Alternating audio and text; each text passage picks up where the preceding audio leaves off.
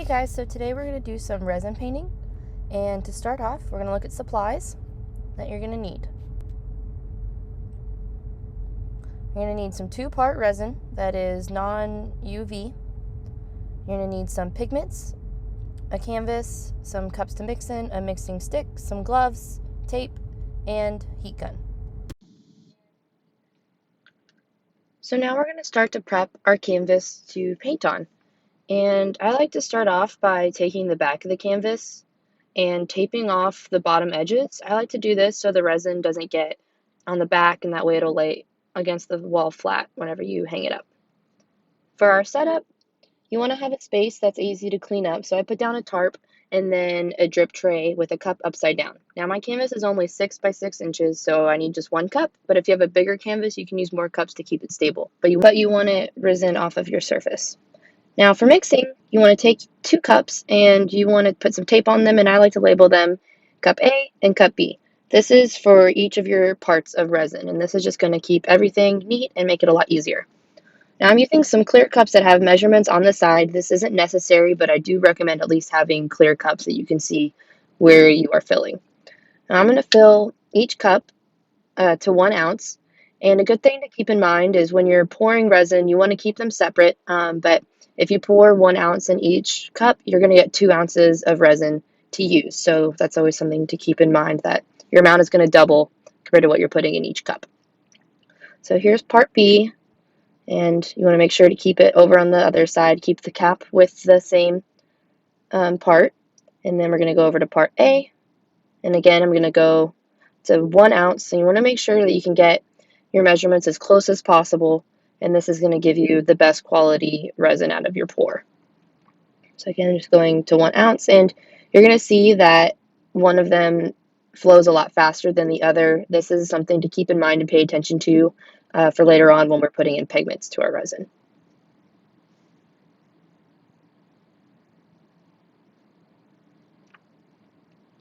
So now that we have each cup filled and measured, we're going to take out our pigments. The pigments that we're using today are a mica powder pigment. You can use any sort of powder pigment that says it's compatible with resin. There's even some liquid or gel pigments that you can use too. But these are the 4 colors that we're going to use today. We're starting off with the orange, and you want to have a little tool to scrape this out, or you can dump in and see that's a little bit too much. So we're going to lessen up a little bit and just throw that in there. And then we can set the pigment to the side. And now this is where you want to take out your stir stick. And I like to mix up just one side of the resin before I mix them together completely. And this just makes it easier, as I don't have to worry about the resin starting to cure as I'm mixing in the pigments. It also makes it a lot easier to mix together both pigments, as you can kind of get a sense of it being totally mixed together when one of them is colored and the other is not. So I put my pigment in cup A because that one is the one that flows the easiest, and so it makes it a lot easier to get the entirety of that cup out compared to part B, because part B doesn't flow as much and it's a lot more like a gel. So I'm scraping the cup, trying to get every single little bit out, and I'm just really trying to get as much out as possible to try and keep those ratios the same. So scraping the cup, and I missed the cup a little bit, but it's not too big of a deal, but you do want to get most of it into the cup. Okay, now you want to mix together your part A and part B for about 3 to 5 minutes. Each different type of resin may have a different stir time depending on how long how long the working time is versus how long the pot life is. This resin specifically said this mix for 3 to 5 minutes, so that's what I'm doing here, and it has a workable time of 45 minutes. And what that means is the resin is going to remain in this state for about 45 minutes. It's not going to start to harden and cure until after that time has passed. So now we get to the fun part, pouring. I mixed together 3 different colors at first off camera, but here you can see this is my 2 ounces of orange, what it turned out like. And I'm just going to lather the canvas down with 1 flat layer, and you can see that it's moving kind of slow, so it resembles kind of the viscosity of part B. And I'm just going to smooth that around, get a nice layer, and that's just going to allow the other other resin to just move a lot easier against the wood canvas. So I'm throwing down just some random squiggles of color. This part doesn't matter too much what your color looks like, because we're going to be moving around the canvas and we're going to be throwing a heat gun to it, and that's just really going to change what this looks like. So this is really just getting a base layer, getting some of those tones in there. Nothing too fancy yet, but you want to cover as much of the area of the canvas as possible. And it's okay if it drips to the edges. I think it gives it a nicer look when the edges are covered, so it's fine if some of your resin starts to run off. That's why we have the tape, so that way it doesn't stick to the back.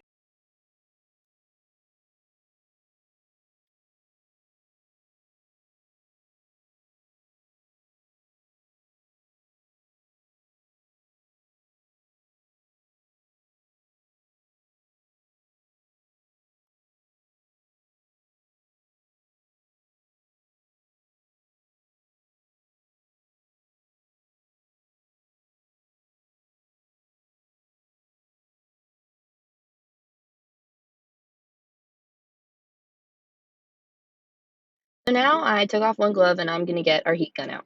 And I'm going to just go around and use this to pop all the bubbles out of the resin. So when you mix resin and you're getting your colors in there and mixing it around a lot, especially for long periods of time, you're going to create so many air bubbles. And you want to make sure to get these out because air bubbles are really going to decrease the quality of your resin as it cures.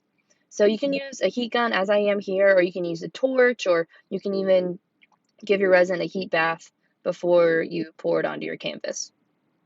Now, I am going in a second layer here, and as you can see, the colors are a lot more pigmented, and you don't have to use the heat gun here, but I just like the way that it looks with that kind of intense flow. So I'm using the heat gun to create some fun patterns here and also get the bubbles out in the process. So for this batch of resin, I mixed about 2 ounces of each color of the orange and the dark gray. And you really don't need that much, but I wanted to use enough to where I could make sure that I would get resin runoff on the sides. That way it would cover the borders and edges of the canvas and just give the piece a finished look, in my opinion.